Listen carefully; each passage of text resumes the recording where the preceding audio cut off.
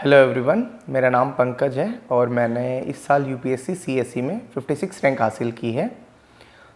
ये मेरा तीसरा अटैम्प्ट था जिसमें मेरा ऑप्शनल एंथ्रोपोलॉजी था और अभी डीकेटी के इस प्लेटफॉर्म से मैं अपनी एंथ्रोपोलॉजी की स्ट्रेटजी आप लोगों के साथ शेयर करना चाहता हूँ। मेरे इनिशियल 2 अटैम्प्ट में मेरा ऑप्शनल मेडिकल साइंस था in which I score 250 and 239।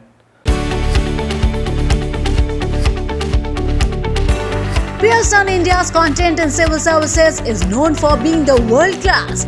And now they have launched books on Indian culture, art and heritage by renowned authors Devdutt Patnaik, an Indian polity authored by Sriram Srirangam of Sriram's IAS and Rohit Deo Jha.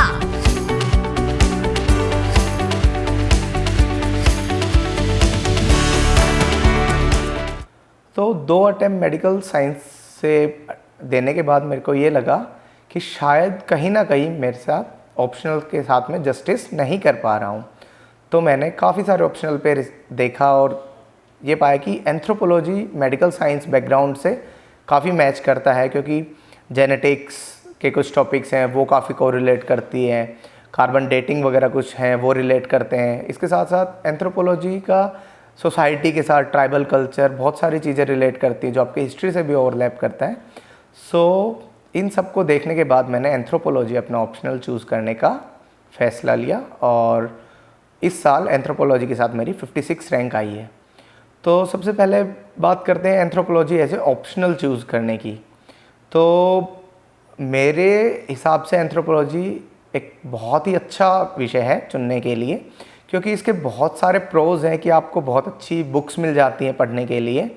Syllabus इसका relatively कम है बाकी subjects के मुकाबले और आपको test series वगैरह बहुत अच्छी मिल जाती हैं।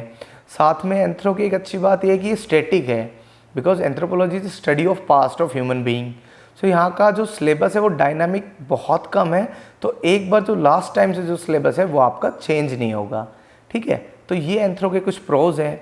कुछ लिटिल कॉन्स हैं, जैसे कि आपको एंथ्रोपोलॉजी में थोड़ा बहुत कहीं भी आपको रटना पड़ता है, जैसे कि कुछ डाटा वगैरह हैं या फिर एक पर्टिकुलर सीक्वेंस है, कुछ नाम वगैरह हैं, जैसे ह्यूमन का ओरिजिन कैसे हुआ या फिर टाइम पीरियड है, उनको आपको जियोलॉजिकल टाइम स्केल पीरियड उनको आपको रटना पड़ता है, तो वो थोड़ा सा मुश्किल हो जाता है। लेकिन as such anthropology very good subject और ये बहुत ईजिली मैनेजेबल है।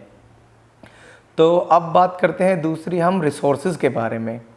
ये मेरा फर्स्ट अटैम्प्ट था एंथ्रोपोलॉजी के साथ और मैंने इस साल लास्ट ईयर 2019 में प्रिपरेशन स्टार्ट की थी इन फरवरी। मेरे पास बहुत लिमिटेड टाइम था, बिकॉज प्रीलिम्स में जस्ट 4 और 5 मंथ्स थे और मेंस में हार्डली 8 to 9 मंथ्स, तो मेरे पास लिमिटेड टाइम था। तो सबसे पहले मैंने स्टार्ट किया सोसिन मैम की एंथ्रोपोलॉजी लेक्चर सीरीज से। मैम ने काफ़ी अच्छे से एक्सप्लेन कर रखा है एंथ्रोपोलॉजी को अपने लेक्चर्स में, स्पेशली उनकी जो थ्योरीज़ हैं, उनको पढ़ाने का तरीका है, वो सब कुछ बहुत अच्छे से एक्सप्लेन कर रखा है। तो मेरा जो बेस था वो मैंने बनाया सोसिन मैम की लेक्चर सीरीज़ से। उसके बाद नेक्स्ट स्टेप आता है नोट्स मेकिंग का।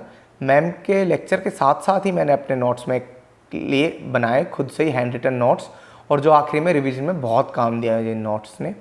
उसके बाद कुछ स्टैंडर्ड बुक्स हैं जिनको आप रेफ़र कर सकते हैं, जैसे नदीम हसनैन है और BM दास है एंड NK वैद सर की बुक हैं। तो ये कुछ 3-4 ऑथर्स हैं, इंडियन ऑथर्स हैं, जिनकी काफ़ी अच्छी बुक्स हैं। कुछ फॉरेन ऑथर्स की भी बुक है, लेकिन मेरे पास टाइम का क्रंच था तो मैंने इन 3 ऑथर्स की बुक को फॉलो किया था।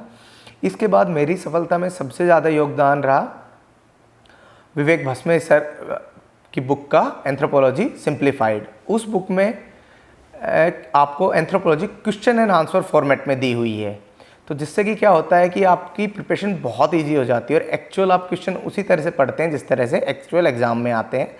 तो भस्मे सर की बुक थी एंथ्रोपोलॉजी सिंप्लीफाइड, उसके अगर आप 3-4 रिवीजन अच्छे से कर लेते हैं तो मेरा ये मानना आप 270-280 की रेंज में ईजिली स्कोर कर सकते हैं विद वेरी लेस प्रिपरेशन।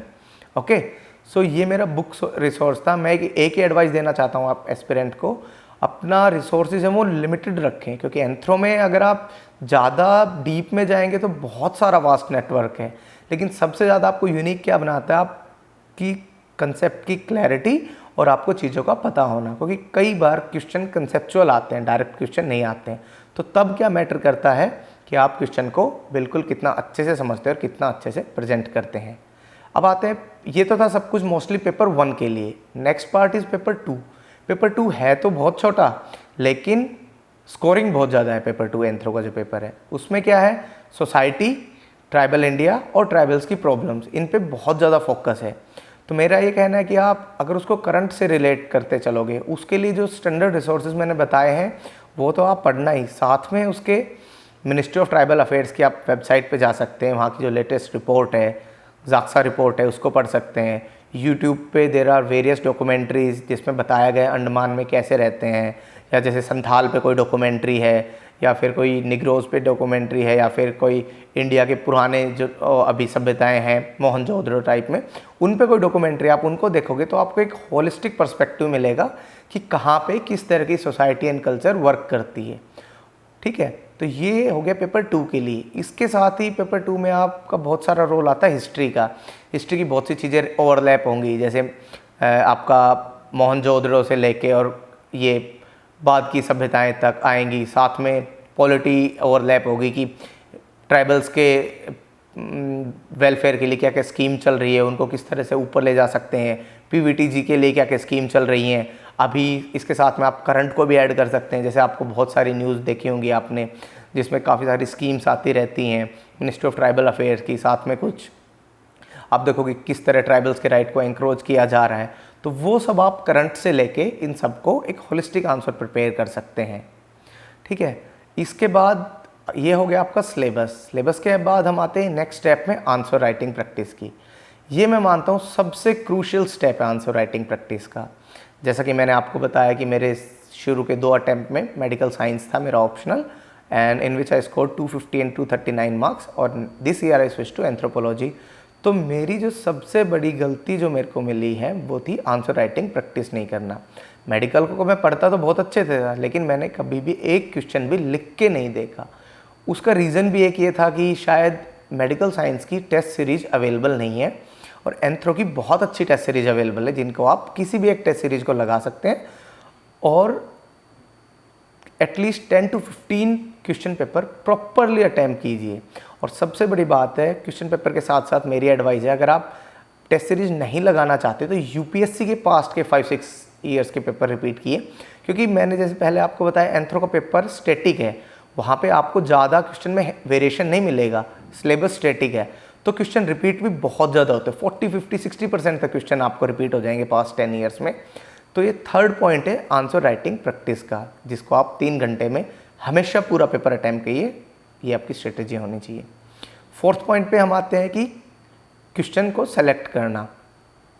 तो क्वेश्चन को हमेशा इस तरह सेलेक्ट करना, कभी भी इस तरह क्वेश्चन को सेलेक्ट मत करना ऑप्शनल में कि एक क्वेश्चन आपको बहुत अच्छे से आता है और एक बिल्कुल ज़ीरो टाइप में आता है। इंस्टेड कई बार ये क्वेश्चन होता है हर क्वेश्चन में से आपको थोड़ा थोड़ा आता है। तो मेरी ये पर्सनल एडवाइस है, you can modify it. Question को सेलेक्ट पेपर में हमेशा ऐसा ही करना जिसमें हर पार्ट में आपको कुछ ना कुछ आता हो। अब जैसे कुछ क्वेश्चन आएंगे, 50 मार्क्स का क्वेश्चन है, 20 मार्क्स का आपको बहुत अच्छा आता है और 15 में you don't have any knowledge. Okay, so instead of choosing that question you can choose that question in which you know a little bit or something into every question. This is my personal view and this is my personal opinion. You can modify this accordingly. तो ये anthro से related था main जो points है discuss करने के। इसके अलावा कुछ छोटी छोटी चीज़ें जिनका ध्यान रखना चाहिए। फर्स्ट ऑफ ऑल हो गया टाइम मैनेजमेंट का। सेकंड हो गया कि जैसे कि पेपर को आप प्रॉपरली पढ़ना, एक बार गो थ्रू। मेरा तो ये मानना है कि 5 मिनट जैसे ही आपको क्वेश्चन पेपर मिले गो थ्रू इट, बिकॉज बहुत से टाइम माइनर सी लगती है मिस्टेक, लेकिन गलतियाँ होती है कि आप फर्स्ट पार्ट में से ही 4 क्वेश्चन कर देते हो, सेकंड में से 1 किया, जबकि करना ऐसा होता है कि फर्स्ट में से 3 या 2 करने होते हैं। Means you have to attempt at least 2 question from every part. Okay, एक होता है टाइम मैनेजमेंट का इशू होता है। तो टाइम मैनेजमेंट जैसा कि पहले बताया कि आप जितनी ज़्यादा आंसर राइटिंग प्रैक्टिस करेंगे, क्वेश्चन प्रैक्टिस करेंगे, तो उन सब पे फोकस करके आप अपने एंथ्रो को अच्छे से कर सकते हो। और साथ में अगर आप न्यूज़पेपर वगैरह पढ़ते रहते हो, इनकी डॉक्यूमेंट्री देखते हो, तो करंट को पास्ट के साथ आप अच्छे से डाल के और एक प्रॉपर होलिस्टिक आंसर बना सकते हैं। सो ये मेरी एंथ्रो की ऑप्शनल की प्रिपरेशन स्ट्रेटेजी थी। Thank you everyone.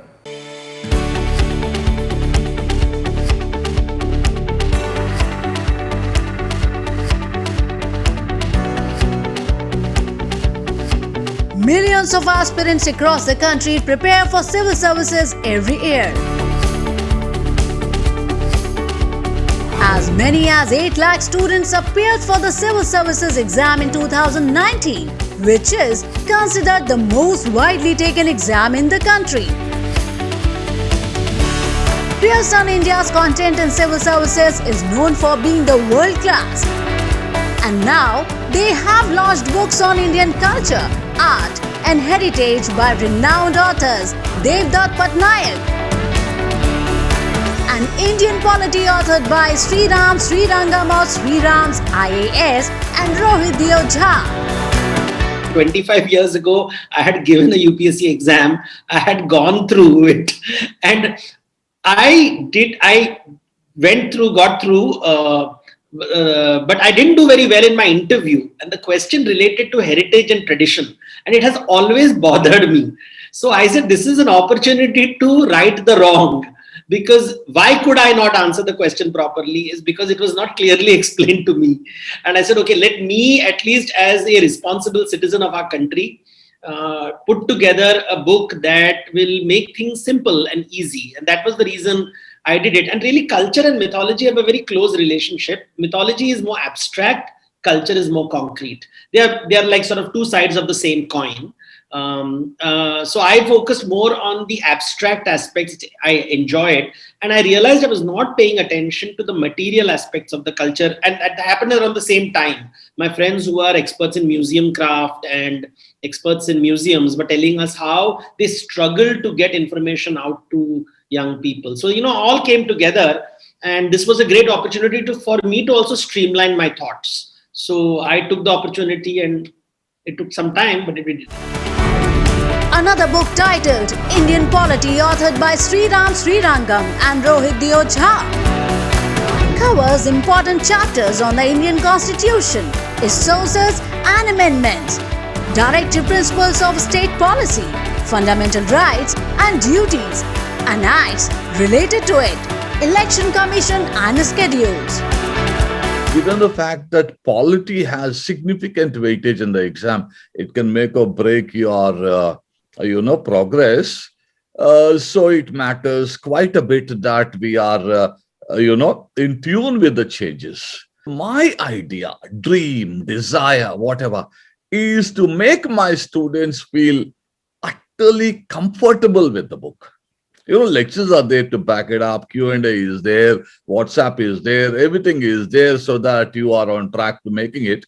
But the book should give you so much relief that you should dance and sing at the end of the day after finishing a chapter. Along with the new rich titles, Pearson India is offering an app both on Android and iOS, which will provide a blended learning experience to students and brings the learning content in an innovative bite-sized format, which will be made available to the aspirants on the daily basis. Pearson India is partnering with eminent content creators for this app and will be offering the resources free to the aspirants. The idea is digital first company in the education segment, keeping current pandemic challenges in the mind. Over the last 1 year, during the pandemic right through, like anyone else, we were also confronted with a lot of challenges in terms of how to deliver solutions, because schools were not working, institutes were not working, students were at home stuck, educators were not able to do face-to-face teaching, etc. So largely the online mode, but the challenge was how do you still keep the learning curve intact? So whether it is K-12, the higher ed, test preparation is what we are focused on today, and professional educations.